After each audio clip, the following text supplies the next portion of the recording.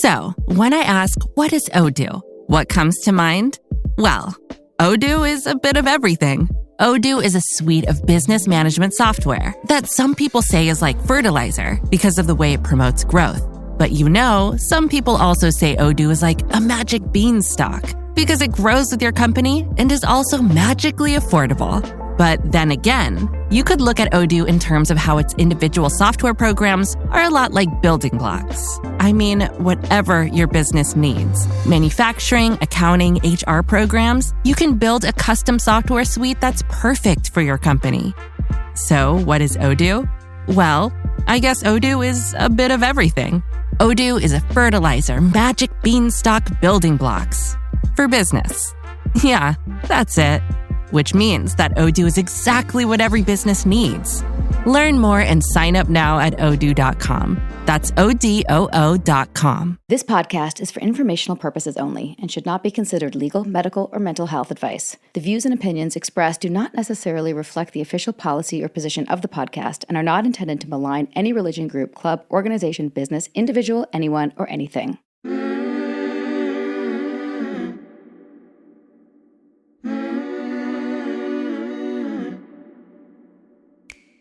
I'm Sarah Edmondson. And I'm Anthony Nippy Ames. And this is A Little Bit Culty. Cults are commonplace now. From fandoms to fads, we're examining them all. We look at what happens when things that seem like a great thing at first go bad. Every week, we chat with survivors, experts, and whistleblowers for real culty stories told directly by the people who lived through them, because we want you to learn a few things that we've had to learn the hard way. For example, if you think you're too smart to get sucked into something culty, you might be prime recruitment material, and who knows, you could already be in a cult. If you're not aware of your programming, you're probably being programmed, so keep listening to find out. We'll talk about all sorts of topics on the show, but be aware, this podcast might contain stories that could be alarming to some of our listeners, so please check our show notes for more detailed descriptions and take care of yourself. Subscribe to our Patreon for Thursday bonus episodes, Q&A, and all sorts of exclusive content. That's patreon.com/alittlebitculty. Welcome to Season 7 of A Little Bit Culty. Sinking down to the depths of the ocean, hanging on to the wind of my love. Great episode today, Sarah. Welcome back, everyone. How are we? We're good. We're so good. We being both of us or just you? Me and my fanny pack. Okay. You snuck it in. You snuck it in. Well, it's apropos for this episode. Today we are digging in to a form of cultiness that bombards us every single day. It's there when you open your phone, turn on your television, or walk 10 feet outside your house. A lot of times, it's on our clothing. Even our fanny packs. Even our fanny packs. Yep, we are talking about advertising and marketing. But the issues here run deeper than annoying ads and logos on everything like fanny packs. It's an industry that uses psychology against us to trick us into buying more shit that we don't need. And like a hot pink fanny pack, Let me be clear, you need a fanny pack, but that's not what we're talking about here. Often we don't even realize it's happening. We have touched on this since we started 4 years ago in different episodes, but we've never really done a deep dive until today. Our guest is Dr. Mara Einstein, and she's an expert on deceptive marketing. Her new book is called Hoodwinked: How Marketers Use the Same Tactics as Cults. Dr. Einstein spent years in the corporate marketing world, and she's here to tell us how companies use our fears and insecurities to manipulate us. Also, she gets into how the digital age has completely changed marketing. From influencers to social media, the internet has made advertising more pervasive than ever. And in the data economy, we have become the products. Short of throwing away our phones and living in a cave, there's no way to escape advertising. It's here permanently. Hopefully, though, Dr. Einstein can share ways to protect ourselves from shady marketing tactics. Let's welcome her to our show. Ladies and gentlemen, Dr. Mara Einstein.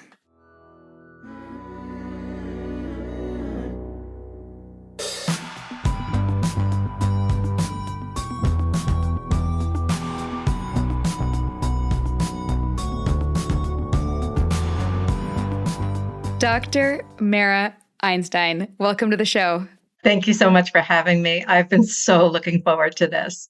Me too. Nippy has been a little bit out of the loop, but I've been messaging you on Instagram as I read your book because I just am so excited to find somebody who we feel so in line with, but also is expanding our view of what we, I mean, I kind of thought I knew, okay, yeah, marketing, marketing uses call tactics. Yeah, like I get that. I see that. I see it, but I didn't know how much I didn't know also. Right. Yeah. Well, this is what's so hard about teaching marketing is because people are so immersed in it. They think they understand all of the ways in which it works. But because you are immersed in consumer culture all the time, you actually don't, most people don't understand all the machinations that go into getting people to move in a particular direction. And so it's like, no, wait. No, I have more to tell you. It really does work this way. Whenever people say they think they understand it or it couldn't happen to them, I just watch them fortify their blind spot. Myself included. So it's not like, awareness almost isn't enough. Well, because people, I think, have a sense of, great example of this is something like TikTok made me buy it. People feel like, oh, I went onto TikTok, I saw an influencer, the influencer talked about this product, I thought it was really fabulous, and that's why I bought it. But the reality is there were several steps, and this gets right into the cult stuff, right? Mm-hmm. There were several steps along the way that got you to the point to actually push that button. And it starts with, if we want to dig right in here. Yes, let's dig in. Okay. So it starts with finding people who are vulnerable. And that's cults and marketing. And there's not a marketer on the planet that's telling you that you're okay the way you are. Because if they did, you'd never go out and buy their product. They need to tell you there's something wrong with you. So then you will go out and buy their product and then you get rid of the problem. So this goes back to Listerine and halitosis, right? Halitosis is not really a thing. Bad breath is a thing, but halitosis was created by Listerine so they could solve the problem. And then once you get to that, you get into the deceptive marketing tactics, telling people you're one thing when you're really something else. Great example of this really recently online was the crystal mugs. I don't know if you guys saw this. No, but I've seen those. Yeah. Yes, it was AI created crystal mugs. Yeah. They weren't real. They were images that were created by AI, and people thought they were so wonderful. And they were like, oh, I got to get it. Of course, they got to their houses and they were plastic pieces of junk, but they bought into it thinking that they were going to get something that was really wonderful. And so step by step down this process, you believe in the influencer, you believe in somebody that you have come to trust. And that trust, right, that's part of the process of building you along and taking you into wanting to buy this particular process. But by the time you've pushed the button, there have been several steps along the way to get you to that. The not broken thing is actually a big part of the book we're writing. I think I told you that we're working on a book as well. And in fact, the original title of the book was You Don't Need This Book, because we wanted to show that you don't need any of this shit. But like maybe you also want this book so you can help you. But then we were afraid people would thought say, people wouldn't actually buy the book. Yeah, people are like, yeah, you're right, I don't. So it's hard. But actually, before we get into all the steps, will you just give us a little bit of your marketing background in a nutshell and like your eventual leaving and your come to Jesus moment about how you realized you didn't want to be a part of that anymore? Right, sure. So I actually started my career as an actress. Don't we all? And yes, it's so true. And I worked in commercial production, and then I worked as a talent agent, and then realized, no, I would like to do something a little more mind intense. And it was the 1980s. And so I got my MBA because everyone in Hollywood was getting an MBA at that point. And I ended up actually in New York working in advertising. And I worked on accounts like Miller Lite and Dole Foods and Uncle Ben's, which I don't even think is called Uncle Ben's Rice anymore. And then after doing that for a while, I really wanted to be in entertainment, having come out of being an actress. And so I got a job working at MTV Networks. I worked at VH1 as a director of marketing and worked there for about 5 years and then shifted over to NBC. And I worked at NBC for about 5 years, also in marketing. So I was working with marketers to get them to buy more and more advertising, the big events where we have advertisers all come and want to spend their money and the big stars show up. And we try to get them to spend money because they get to shake hands with the stars and all of that sort of thing. And so after doing that for about 5 years, it was so mind numbing. When I got to the point where I didn't care whether or not Jerry Seinfeld showed up, I knew it was time to get out of Dodge. Because, I mean, we were sending the plane to come pick him up, and I was just like, if he shows up, great. If he doesn't, whatever. So I was getting my PhD while I was still working at NBC, and my PhD is in something called media ecology, which is understanding how media work within systems. So we think about the environmental ecology and think about how systems play against one another. In media ecology, we think in terms of when a new medium is introduced into a society, how does that have an impact on society? So it changes the way we vote, it changes the way we educate our children, it changes the way we interact with each other, and it has changed the definition of cults. So since then, I left corporate America about 25 years ago. I became an academic. I'm a tenured professor in CUNY, and I've written 8 books on marketing, religion, advertising. I started researching the overlap between religion and marketing 20 years ago. And my first book on that was called Brands of Faith. And since then, I've continued to try to understand where they cross over. And the crossover is really pretty one-on-one in a lot of ways. And so when I got to now and what's going on in terms of digital technology and how we relate to each other, but also how we think about how we buy products, also how we are put into silos, how we interact or don't interact with each other, creating in and out groups, all of those things started to come into play. So it wasn't just religion, it became about cults. Do you remember the first time that kind of crossed your path and you had that aha moment? Or has it been a slow drip? Well, this is what's so funny about talking to you guys about this. The reason why I wrote this book, started working on this book, was it was during COVID and I was downstairs, you couldn't go to the gym. So I had a gym in my basement and I would go downstairs and get on the elliptical and I was watching The Vow and I was watching Lula Rich at the same time. And every other day I was like watching one or the other one. And I was sitting there going, oh, good God, these are the same things. An MLM is a cult is an MLM. And I was like, oh my God, that's nuts. So I then started looking into multi-level marketing. I spent 2 years getting really immersed into that. And I was really surprised how little critical study in academia exists around multi-level marketing. There's a lot of stuff that exists in terms of business schools and how this is a great thing. And I'm embarrassed to say that there's a professor from my former institution that wrote something saying that Herbalife was okay. Terrible. And then it came out later that she was paid to write it, of course. But there's very little critical analysis about MLMs. Now it's starting to come out now, but we're talking 4 years ago and there wasn't a lot.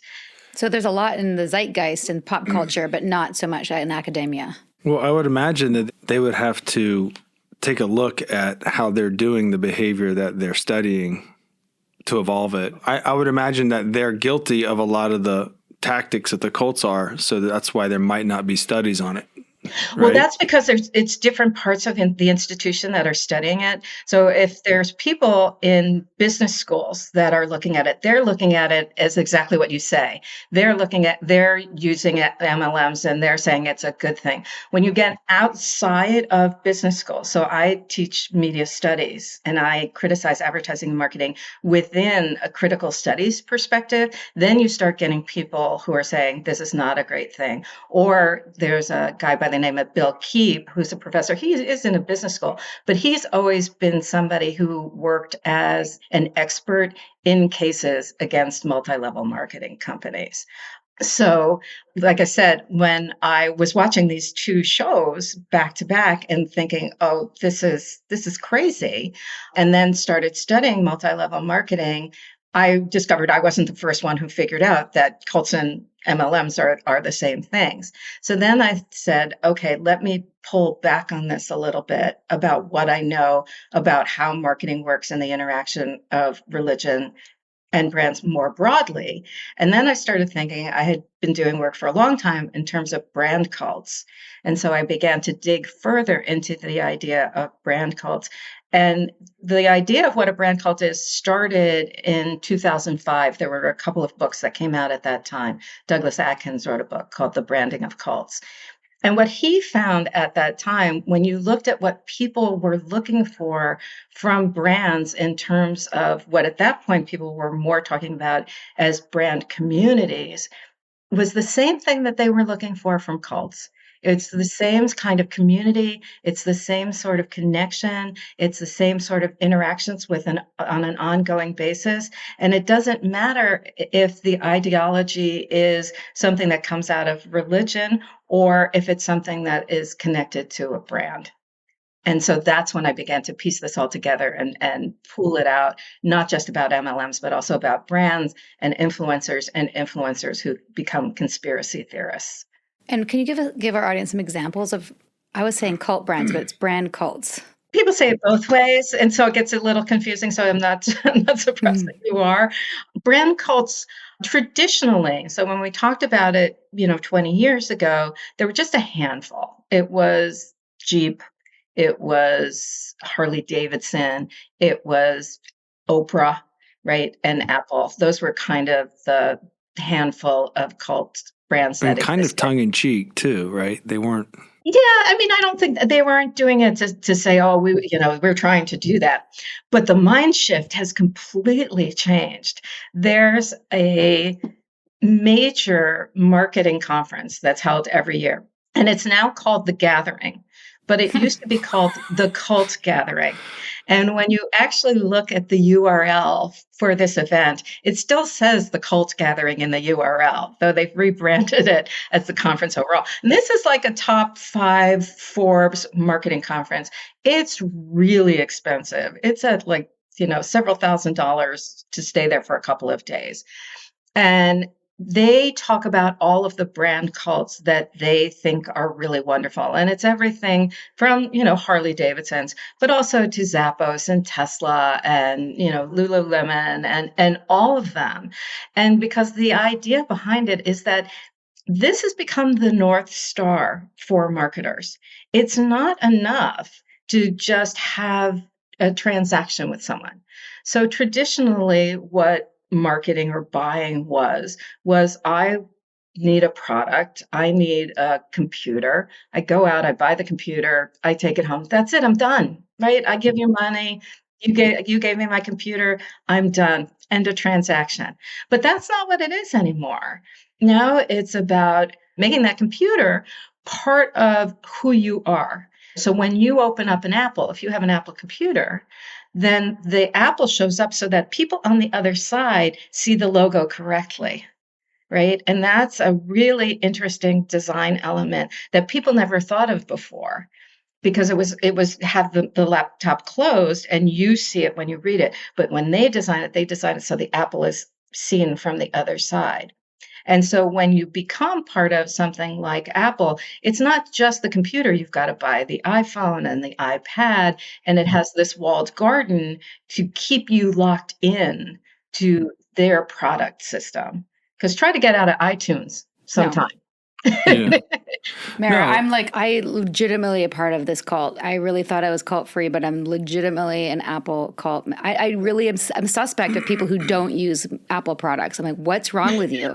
Also, You're weird. the consumer experience from start to finish. You have to have a username and password. You have to do all these things. Like it's the same thing with when you want to make a reservation at a restaurant. You have to go into OpenTable and you have to go into all these things to as opposed to calling up someone 20 years ago, the traditional way, and say, hey, table of whatever. Now it's with all these technologies.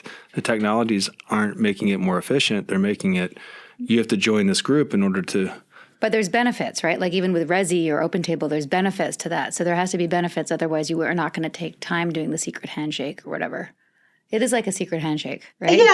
Yeah, what's interesting to me is like, I get it maybe with something like Apple, right? But even with Apple, it goes too far. You have the Apple forums and you have the Mac meetings that happen once a year, and you have to find out what's the latest, newest thing that's going on, which also gets back to cult kind of stuff, with acts against what people's belief systems are. Because most people, if you ask them, will say, I care about the environment, right?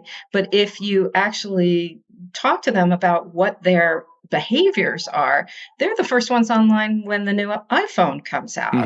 And so there's a great article that's called Compassion Without Action that talks about how these things work against each other, how people talk the game of really caring, but don't do it when it comes to the marketing tactics that are at play that push you to want to do these things that work against what you really care about.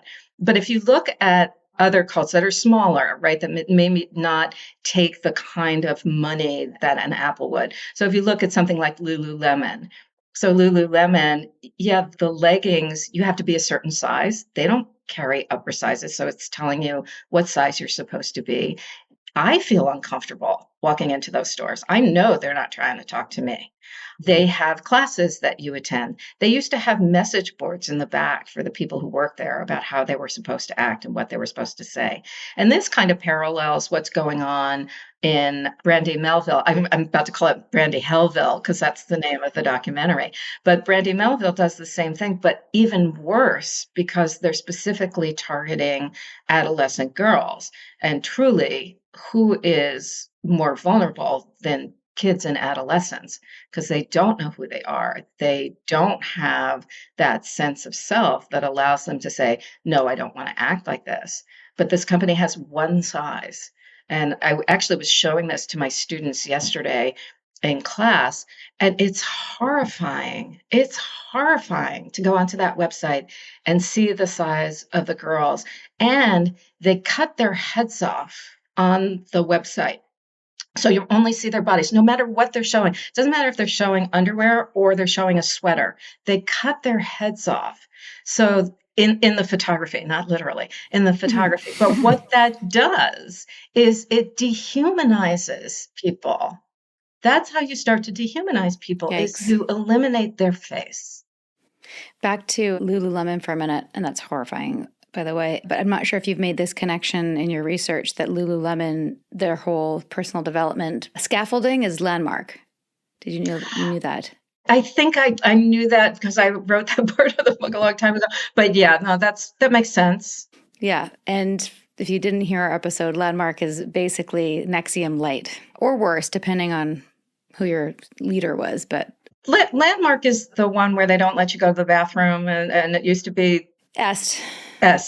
Yeah, Werner Hart. Yeah. Yep. I'm around long enough that I remember it as Est. Yes.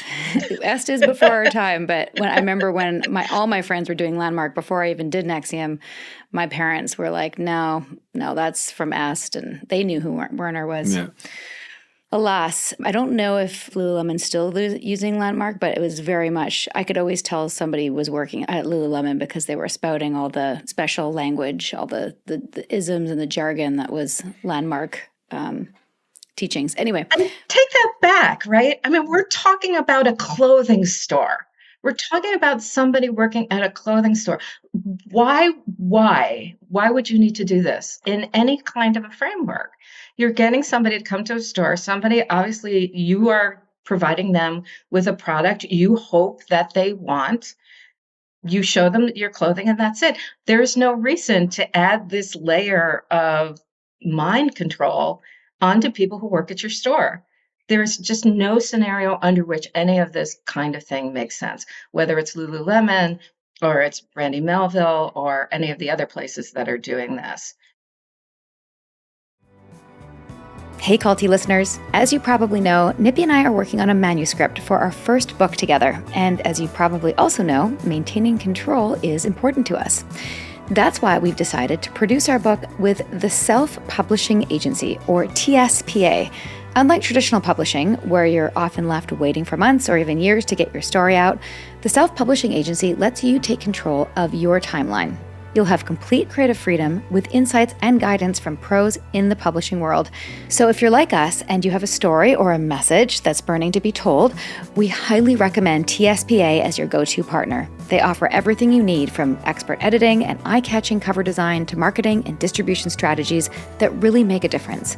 They make the entire process seamless and inspiring so you can focus on what matters most, telling your story.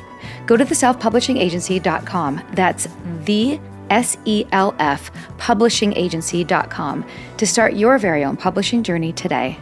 Enjoy.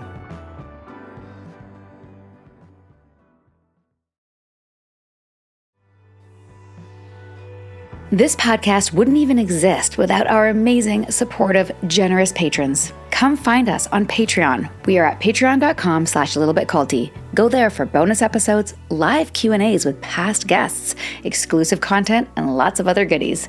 Subscribe now and help us keep this podcast going. That's patreon.com/littlebitculty. And now, a brief message from our Little Bit Culty sponsors. And remember, when you support our sponsors, you're supporting this podcast.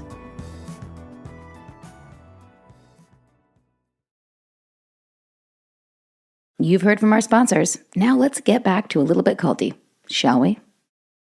When I was looking at it more from the perspective of the consumer rather than, what's happening in the stores. So what happens to consumers when they start engaging with what marketers are doing? And I was looking at this more online. And the way the marketers are doing this online is by creating these communities and creating communities that surround a particular brand. And what happens, which we know, whether you're talking about a mega church or a cult or any other kind of community, is they're creating communities. And so once you get people connected to the community, it's no longer about disconnecting from the brand or the product. It becomes about disconnecting from all the people that you have interacted with. And so if you look at something like Jeep, and this is why Jeep has always been an example, is they had these things, Jeep Jamborees, where they brought people together for a weekend and they told them, it wasn't just you show up, Sarah, you've got to come with Nippy, because if the two of you come together, then you all start to create interactions with other people who are there. And then you learn how to drive your car off-road, which is the sort of differentiation between Jeep and other vehicles. And then you make personal connections with people, and they continue to build those connections once you go back home. So then when you decide, oh, you know what, maybe I want to drive a Chrysler or whatever, it's not just about changing your car. It's about changing your relationships with people that you've met in relationship to that car. Interesting. Yeah, I mean, I understand the incentives. Mm-hmm. Having had a Land Rover for a few years, I've experienced that. They've certainly created an excellent, very slick community.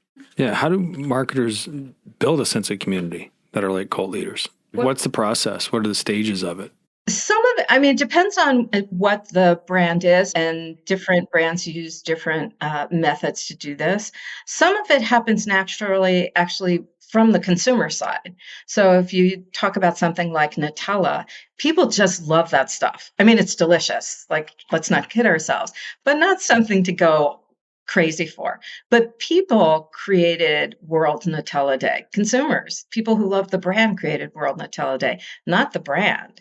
And so then the brand was able to take it over. And so then people began sharing recipes and interacting with each other. And so it became a whole kind of event in terms of surrounding this product.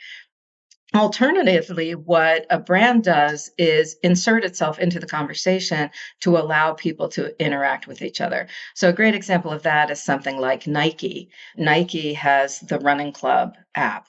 And if you're a runner, one of the things it does is it allows you to compare yourself to other people, which in and of itself isn't necessarily healthy, depending upon how competitive you end up being. But it also ends up that it's They also provide coaches for you. So if you're training for a run, then you get connected to the app and you can learn what kind of races to do. But it keeps you coming back to the app over and over and over again. And so it begins to get you to interact with people, and then you begin to create relationships around the brand. So it's created around Nike. Another one that the Brandy Melville one, because it's so extreme, because one of the things I do in the book is I create this thing called the cult plus marketing continuum. And it goes from brands cults to influencers who I call cult light, to influencers who become conspiracy theorists, to multi-level marketing. And so as you go from one end of the spectrum to the other, what you have is an increased level of extremism and an increased level of anxiety. But even within those individual spaces, like brand cults, you have a spectrum of cult kind of behavior. So you might have something like Nutella, which is pretty innocuous in terms of its people's enjoyment of the brand and their connection to other people.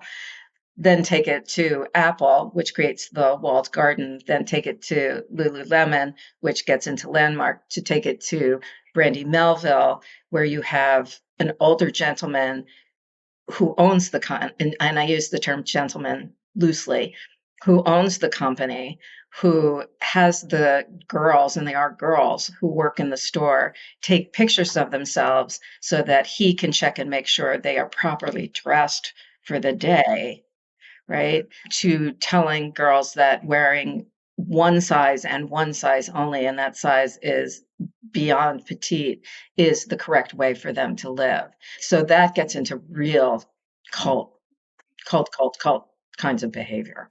Right. And in the book, you literally looked at the recruitment process or the indoctrination process of cults and applied it to marketing. Can you take us through those stages?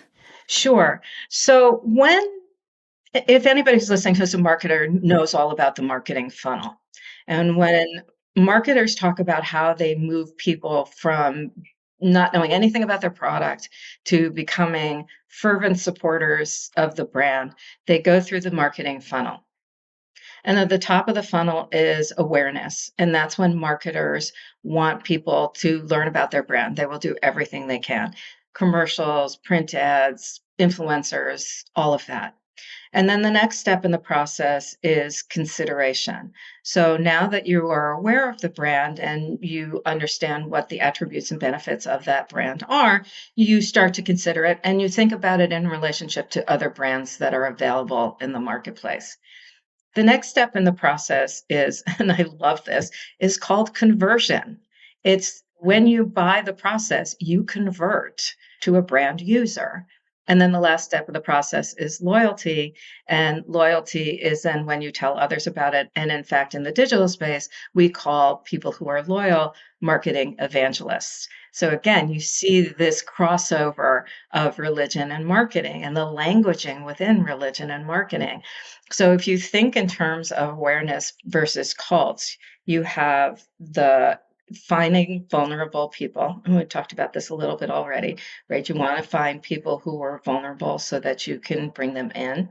You use oftentimes deceptive tactics. Certainly cults do. Some marketers do. I would say certainly something like the more brandy kind of cults that we just talked about did. Even something like Apple, right? You think you're just buying a product, and the next thing you know, you've gotten so far down the loop, you just can't break out of it. Boy, that's pretty culty. And some of the things that cults do are not one-on-one with what brands do. So, depriving people of sleep or depriving people of food, that isn't necessarily going to happen in every cult, but there's certainly some that do. So if you want to think of something like CrossFit, right? People may join CrossFit because they want to get healthier or they want to get in shape and all of that sort of stuff. But once you get into that practice, if you're not throwing up at the end of the workout, then you're not really doing the practice. They also expect you to have a paleo diet. So they're telling you to eat. So there are certain very extreme kinds of aspects that appear in cults that also appear in brands. The next step in the process after recruiting people with deception is upselling. Marketers are always upselling. Once you've gotten people drawn in, right, and accepting what you are selling to them, then you want to take them to the next step. And one of the things that I talk about in the book is I spent a couple of years researching the Kabbalah Center, or Kabbalah, as they like to call it. And people may remember it was very popular because Madonna was very involved in The red Kabbalah. bracelets. The red bracelets. Yeah. And when you go to the Kabbalah Center in New York, you want to talk about religion and marketing. When you go to the Kabbalah Center in New York, you walk through the bookstore. So you're not walking into where the service is happening. You're walking right through the marketing. You're walking right through the bookstore. And that red string cost you $36, and somebody had to tie it on you and all of that sort of stuff. But the way that they upsell you is that you go in, and Kabbalah is, in the Jewish tradition, is only supposed to be practiced by men, and it's only supposed to be practiced by men who are over 40. And what the Kabbalah Center said was, nah, it doesn't matter. You can be whoever you want to be. You don't even need to be Jewish. You don't have to be over 40. You don't have to be, we'll let anybody come in. That's marketing. But what they do is you take your first class, and as part of the first class, you are given a free session with the teacher, one-on-one. And so you think that you are going in to have a one-on-one session with this teacher, and you've already committed to taking the class, and you think, great, this will be wonderful. And so I can ask the questions and I can learn more about this practice. Now, remember, most people who have come there are probably already incredibly vulnerable. When people are at a point where they're seeking a new religious practice or understanding, they are probably at a point in their life where something pretty major is going on in their life. Something's not working. So get somebody to take a class. They think they're getting a one-on-one session. They go in to meet this person, and then it turns out to be a sales pitch. So for an hour, you have somebody who does this every day, day after day, trying to sell you on the Zohar, which is their set of books, which costs over $400. And he was trying to sell me on not one, but two, because I needed to have one at my home and at my office, because that was going to be the thing that was going to make sure that I was going to get the full understanding of the spiritual practice. Mind you, it's all in Aramaic, and the only thing that I was going to be able to do was run my hand over it, and the energy from those letters were going to be the thing that was going to lead me to spiritual enlightenment. So that's an example of upsell. And this is, at this point too, it's also about finding pain points. It's about what marketers talk about as pain points. And that's finding where people are vulnerable, so you could push at the pain point so that you can get people to buy into what you're selling and make that deeper commitment, right? And so a great examples of these are for-profit colleges. So like Trump University or Corinthian or any of those. And what they say to people is, don't you want to make more money for your kids? Don't you want to be smarter for your children?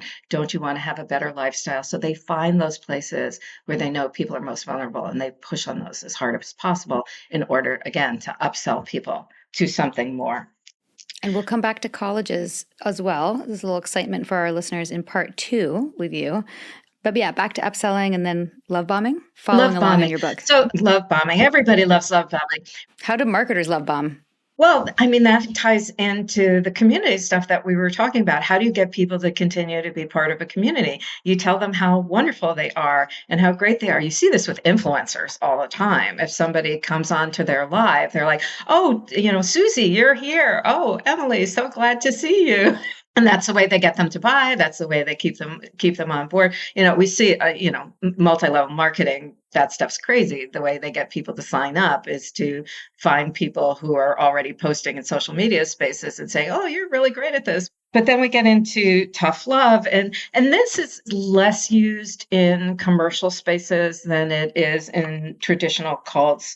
because, ultimately they want people to buy stuff. I mean, the end point is to get people to buy the product. So you're not going to distress your consumer too much. But again, if you get into these extreme sort of brand cults, those things are going to happen. And I was trying to think about this in terms of the influencer space. I'm not even sure that happens here. I think that if you're talking about tough love within the consumer space, where you're going to see that is multi-level marketing. When you get into things like sensory deprivation and hypnosis and meditation, you will see that sporadically, like talked about in terms of something like CrossFit. What I'm hoping my next book is going to be is all about weight loss and fitness and the cults within that space. I think that's where you see a lot of real parallels between all of these steps in the cult recruitment and retention process that also exist in the weight loss space, because that happens over time. And what's really interesting is to look at it in terms of something like Weight Watchers that has been around for so long. And so people who, and look, I first joined Weight Watchers when I was 13 years old. So you want to talk about somebody who knows this backwards and forwards. I was part of Weight Watchers when you had to have liver once a week. Okay, so if that's not torture, I don't know what is. But what's interesting to see about what's going on with them right now is that now that they've introduced the use of medication as part of their program, all these people who had been taught for years and years and been going to meetings every single week and becoming part of a community every single week are now taught, you know what? No, you could do this all with a shot. And so they're starting to have some serious backlash. Wait a minute, you told me all the stuff that I've been doing for the last 20 years is not what I should be doing. But they've been told, right? They've been told what to eat, how much to exercise, what counts as what, and it's all in your head, which is part of the reason why when people say, oh, but if you're talking about brand cults, there's no cult leader. But we've had 75 years of consumer culture telling us what to do and what not to do. And where you see that really particularly is in the weight loss and fitness area.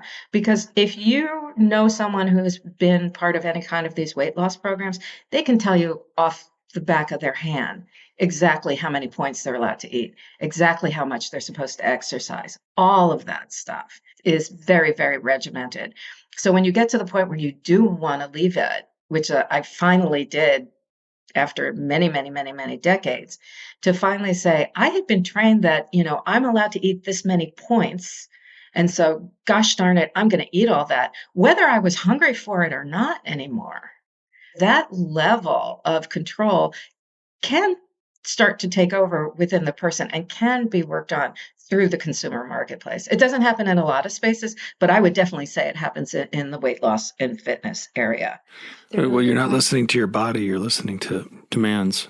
You bring up a really good point. And something that we really stress like throughout our podcast and our book as well is like Weight Watchers isn't clearly like a traditional cult, right? But that particular tactic or that particular issue of controlling and like being in your head and monitoring everything you do, that's just problematic. Like that's an element of things that cults do, and it's in this other thing, and maybe you don't want to do it anymore. It's just not healthy. Right. We talked before about how do you create that community? How do you create that space? Weight Watchers was all about showing up for the weekly meeting. You had to have the weekly weigh-in, and then you sat with other people and then talked about your most personal interactions with food. I mean, that's got to be ringing bells for people all over the place when it comes to cult stuff, right? By the time this episode's dropped, we'll all have already just dropped the episode about AA. So people will be able to sort of connect the dots there. People will be not horrified. all groups are bad. Not all groups are bad. Blah, blah. Yeah. People will be horrified of my food habits. Well, also, there's shame too, right? Like shame sitting around in the circle if you didn't hit your goal weight. So, I mean, there's supposedly not shame, but how can you not if you're getting on a scale once a week in front of somebody, and then they're writing the number down? I mean, there's a certain amount of, you got to face whether or not you lived your reality. But what also came to me was, I'm of a certain age. And when I was going through menopause and I went through months and months and months of not losing weight, and I finally talked to the leader and she said to me, oh, well, this isn't going to work for you right now. And so I looked at her and said, what the hell am I doing here then? Right. But nobody was going to say that to me. Nobody was going to tell me that this doesn't work. They want to keep me as part of the group. Right.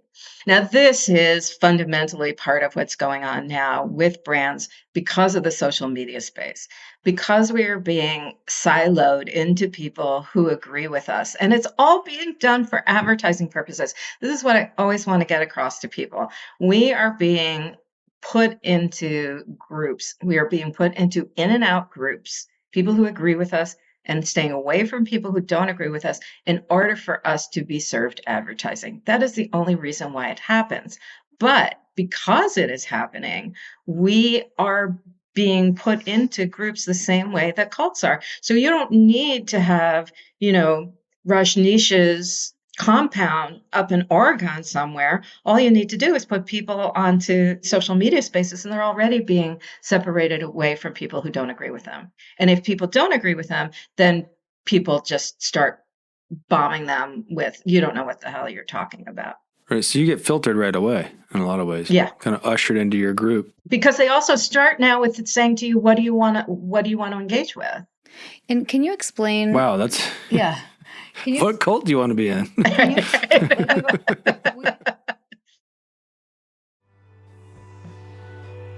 For more background on what brought us here, check out Sarah's page-turning memoir. It's called Scarred, The True Story of How I Escaped NXIVM, the cult that bound my life. It's available on Amazon, Audible, and at most bookstores. Highly recommend, of course, because she's my wife.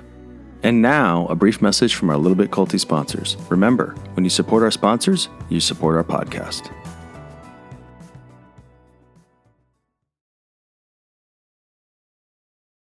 Break time's over, people. Let's get back to this episode of A Little Bit Culty. It's a good one. we talk about like the algorithm, we talk about just the actual like logistics of how this is creating the echo chamber, but reading your book really helped me see it on a whole new level. Can you explain to our listeners specifically how the algorithm creates the echo chamber and the cult-like thinking in different belief systems? Well, the algorithm is looking at, quote unquote, looking at, right?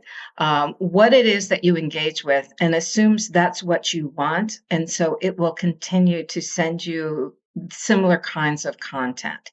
So if anybody's ever been on TikTok, for instance, when you first get onto TikTok, the first half hour to an hour is like, what is this stuff? I have no idea what it is. But once you start clicking on things that you like or it becomes your favorite, it starts to serve you similar sorts of content. Or if you're on things like YouTube, YouTube will present to you a recommended list. And so one of the things, and somebody criticized the book about this, which I was kind of like, yeah, no, that people aren't influenced by the algorithms. But one of the quotes that is pretty well known is that the VP of Google said that about 78% of the content that people engage with on YouTube comes from the recommendations they put on the side. So right after you watch a video, it puts all these recommendations on the side, or it autoplays what the next thing is for you. So one of the things that I talk about in the book, which is a really wonderful TED Talk, is from Zeynep Tufekci. She is a sociologist from University of North Carolina. She's also an op-ed writer for the New York Times. And so she talks about, she was doing research on Trump. And so when she was just, doing some research for whatever and protests against him, whatever. And slowly, as she spent more time on there, it began to serve her more and more white supremacist content. But it didn't just happen for her as it related to Trump. She was looking at something about being a vegetarian or how to eat as a vegetarian. And she said it started moving to more and more vegan content. And so what she says is, as far as the algorithms are concerned, you're never extreme enough. Whatever it will take you to, it will take you further and further down the road till you get to the furthest part of extremism. Now, let's add into this now that Meta is eliminating its trust and security areas. It's eliminating all of the things that it had in place to protect us against certain kinds of content. So imagine what's going to start to happen in those spaces. And what he's doing is he's running Meta the same way that Musk started running X. And we know that that's become a bit of a dumpster fire. And he bought it for $44 billion. It's now worth $15 billion. So maybe the same thing will happen to Meta. We don't know. I'm listening in horror, but also laughing a little bit because recently somebody sent me this fascinating video of a shirtless man in loose gray sweatpants doing push-ups to a sea shanty. That wasn't me. It was not you, my love. It was not you, but I did watch it a few times, and now it's all I'm getting is like these AI-generated perfect-looking men dancing and skipping rope to different songs. But I'm laughing like that's what the algorithm thinks I want because I watched it a couple times. I love the comment the algorithm doesn't think you're extreme enough. Yeah. Yeah. Right. Because we've been talking about that. Every group has an extreme version of itself. And if the algorithm knows that, it's just going to take you to that point until you either have your own natural, okay, that's enough. And barriers. The other link I got from your book, just to piggyback off that comment, is that the extreme lens is the dangerous lens, but it's also where the anger kicks in. And the marketers want the anger, right, to fuel more time online, which then brings in more marketing dollars. Okay, that's what this book really did for me. It connected the dots in a way that I hadn't seen before. Thank you. I'm glad. That's what that was for. And thank you for bringing this up because one of the key points in the book that I'm arguing is that we live in an anxiety economy. And what economists say is that we live in an attention economy. And I think attention is not a strong enough word because it's not just about us paying attention to what's on our phone or what's on our tablet. It's about us having our emotions so ginned up that we stay connected to it. And we stay connected to it because that anxiety needs release, that emotion needs release. And so you hear that term rage farming. And so influencers are incentivized to increase our rage because it increases their engagement, which increases how much money they make. And so while they may not think something is that terrible, they'll produce the content so that it feels that way. And so, one of the things that's going on now that makes me crazy is people, start their videos saying, breaking news, right? It's not breaking news. It's not. And if everything's breaking news, then nothing is breaking news. And when I grew up, breaking news was when they broke into the middle of prime time because Martin Luther King was shot. That's breaking news. That's serious enough that you need to grab people by the throat and get them to pay attention. But not, another executive order was written. No. You don't. You really know. Well, there's also a component too, I think it's similar is I noticed this probably 10 years ago more than I had and recognized it was a problem. It's like so-and-so slams so-and-so in this. And like the clickbait titles are like, it used to be benign. So-and-so issues this, but then it's like CNN claps back or Fox News claps back. And it's like, when do these headlines become the norm? And so, well, it's creating the drama. Well, the media outlets need you to watch as well. Everyone's incentive. It's game theory. Right. Nimby didn't want me to bring this up, but I have to right now. What? Speaking of drama, how does all this relate to Blake Lively and Justin Baldoni? Oh my God, you did not just do that. You did not just do that. I got it in before he could stop me. Is that breaking news? Breaking news. Yeah. Baldoni drops his lawsuit against New. Like, just give me your hit. Give me your like quick hit. I'm gonna be quiet. My quick hit is this is like I don't even know who these people. I barely know who these people are. That's kind of where I mean, truly. And it's so funny because I used to be a talent agent. I used to read People magazine, vociferously. And I see People magazine now, and I don't even know who these people are. Same. It's eye candy, and it's not even good. Like, it's not even good eye candy. Yeah, it's junk food for the mind. Yeah. Well, this is a great quote that someone had, and I forget his name, but he just came out of the book called Nexus, and he said there's a difference between facts and information. And what's happening now is we are being bombarded with information. So that's information, right? The lawsuit's happening, the lawsuit's not happening, right? That's information. But that's not facts. That's not something useful that I can engage with that's going to make a difference in my life or my day. I studied with a guy by the name of Neil Postman, and he wrote a book called Amusing Ourselves to Death. And he wrote that book in 1984. People should go read it now. It is exactly what's going on right now. And it's about how we want to engage with this kind of cotton candy kind of content. He was writing before the internet, right? 1984. He was talking about it in terms of television. But even at that point, news was starting to move to where it had to be a profit center instead of a cost center.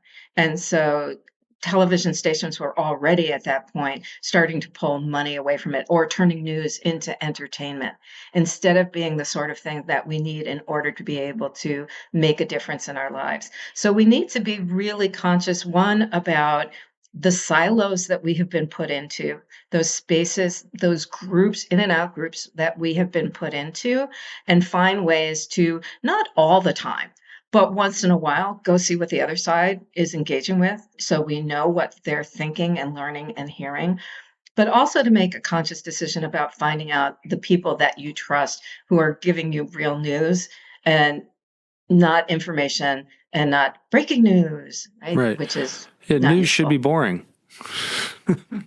Yeah, and helpful. Yeah. Just, oh, okay. And you can have your And reaction to information that's, normal and not entertained or, yeah, it should be like, okay, thanks for the information. I derailed your list. We were talking about renouncing those who question the group. right, so that was we were talking about silos, and then the next thing is introducing core beliefs. If we go back to the Apple example, that's you've been sucked into the Apple cult and try to get out of iTunes or something. That's more in play, and that also happens in multi-level marketing. Some had happened during the conspiracy stuff during COVID. When we talk about, these influencers who became conspiracy theorists, a lot of them were in the new age space. And we get into the conspirituality area, right? Where you have these people who are new agers, a lot of yoga instructors who suddenly pivoted to this idea of our body as our temple, vaccines are not good for us, you should do your own research, all of those kinds of things. And so they sort of pivoted people from things that might be really healthy for them and helpful to them to something that really wasn't. And again, that goes to the rage conversation that we were just talking about, which is that as you start getting people concerned about their health, right, they get ginned up, they get nervous and anxious and so on. And then they start buying in, and they're buying into these influencers who they've trusted, who they've developed a relationship with over a period of time, right? So you see some of those parallels in the patterns. It also got politicized too. So there's a lot of things combating that specific one. And just a note on that, Mara, because we just started our podcast when this was happening. And now that I think about it, like that anxiety about like what's happening in our world and what's the best thing, I think it did drive people to two real extremes. In fact, both sides said we should do a podcast about the other side. People who were on board with everything said you need to do a podcast about the anti-vaxxers. And the anti-vaxxers like, you need to do a podcast of the people who've been indoctrinated to big pharma. So both sides were equally as culty, actually, from what we could see, because they were both extreme and they weren't talking to each other because of the algorithm. And both of them are providing that overall worldview. They're providing an idea of, how do we think about this thing that's going on that's going to help us, feel safe enough that it's going to answer all of our questions, right? And, some people who bought the big pharma story didn't necessarily buy all of the big pharma story. Right. But there's not room for those median people to these extremes. Like, Sarah and I, we went back and forth like all the time. And we felt anytime we tried to get answers, it was like, you should be this or you should be that. And it didn't feel it was coming from the best place. And it's still hard to tell. Well, I guess, I was in a sort of privileged and not privileged position when it came to that, in that I live in Queens, New York, which was the epicenter of COVID, because we're, JFK and LaGuardia, but JFK is 20 minutes from my house. So we were hearing ambulances going by multiple times a day. We were in complete lockdown. I'm friends with somebody who worked at one of the local hospitals, and she was ordering, refrigerator trucks to take care of the bodies. So, if there was going to be something that was going to protect me from having that happen, yeah, I was willing to take the shot because I was seeing it in a way. There were probably people around the country that weren't. I also have a friend who's a health reporter for the New York Times, and I said, "Okay, is this real?" She said, "Yeah, it's real." Yeah. And we were in Vancouver where it didn't even, we didn't know anyone personally who'd had it till Omicron, 18 months later. Wow. So we were like, Well, you have to respond to what's in your immediate world. There's no, and also we stopped watching the news. There's no intellectual take on that. When something's in your lap, you have to act accordingly to it. Yeah. We stopped watching the news end of March 2020 because we were like, we could also see and feel the hype around it, and we couldn't. It was protecting our kids too. We didn't want them. We live in a small apartment, so we were like, they can't see this. Anyway, I'm sorry for derailing, but just you see. So the last one, severe repercussions for leaving. That's more likely to be something that's going to happen in a cult than something that's going to happen at a brand cult, except unless you're talking about multi-level marketing, right? That's the one place where you really do see that, because by the time you have become fully immersed in that, you've given up your family, you've given up your friends, your whole life is surrounded by the people that are part of the MLM. But what we see also in traditional cults, and Kabbalah Center again is a great example, the litigiousness of that institution is off the charts. And so the fear of leaving, talking about what's going on in our country right now, that's why I think the Republicans are doing what they're part of this, and they're part of a group that, let's just say, is cult-like, and their ability to leave is hampered by the fact that there are going to be severe repercussions if they do. I think some of them need to get over their bad selves and plow through that, but right now they just don't see it. It's career suicide. But I think that they're all being afraid of being primaried. But the fact of the matter is, if it gets bad enough, and right now it's starting to feel like it's going to get bad enough, they're going to get primaried anyway. So I'm a Canadian. What does that mean? Elected out. Oh, they're going to get elected out. That what's going to happen is Elon Musk is going to bankroll somebody else who will run against them in the Republican primary, and then they run against a Democrat. But take what's going on with the Kansas farmers right now. What Musk has done is pull the money out of USAID. What he didn't realize when he did that is that billions of dollars were going to American farmers to grow products that would then be shipped out overseas. And so all of a sudden you have people from red states, right? Republican states losing money, losing family farms because of what they're doing. Do you think those people are going to vote for the senator who allowed that to happen, allowed their family farm to finally get pulled out of their hands after 100 years or more? No way. They're going to fight against that person as is.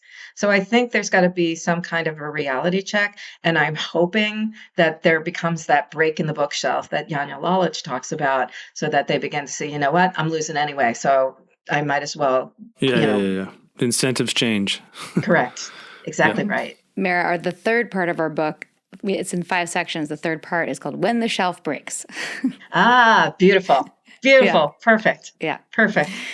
So we've covered a lot with you, and there's more. Clearly an hour was not enough. So we're going to take a pause right there. And when we come back next week, we will talk more about influencers and the coaching industry, touch on MLMs, and also we want to know more about how all this relates to higher education, a topic that you couldn't write a second book about because no one would touch it because everybody wants everyone to go to university.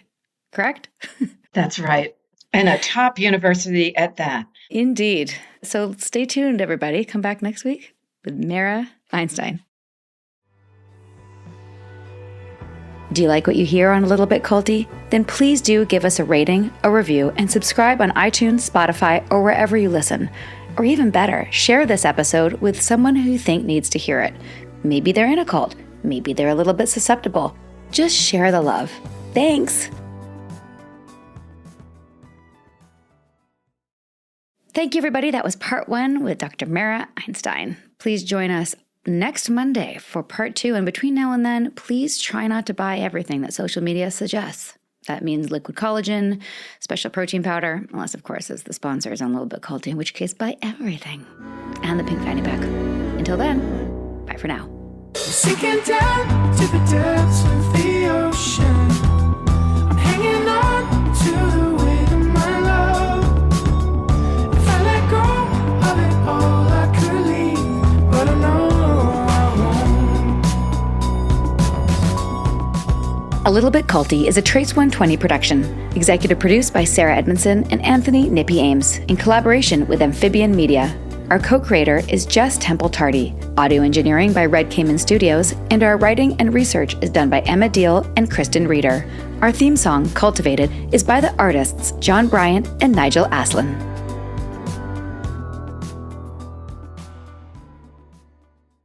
You know when you're really stressed or not feeling so great about your life or about yourself? Talking to someone who understands can really help. But who is that person? How do you find them? Where do you even start? Talkspace. Talkspace makes it easy to get the support you need. With Talkspace, you can go online, answer a few questions about your preferences, and be matched with a therapist. And because you'll meet your therapist online, you don't have to take time off work or arrange childcare. You'll meet on your schedule, wherever you feel most at ease. If you're depressed, stressed, struggling with a relationship, or if you want some counseling for you and your partner, or just need a little extra one-on-one support, Talkspace is here for you. Plus, Talkspace works with most major insurers, and most insured members have a $0 copay. No insurance? No problem. Now get $80 off of your first month with promo code SPACE80 when you go to Talkspace.com. Match with a licensed therapist today at Talkspace.com. Save $80 with code SPACE80 at Talkspace.com.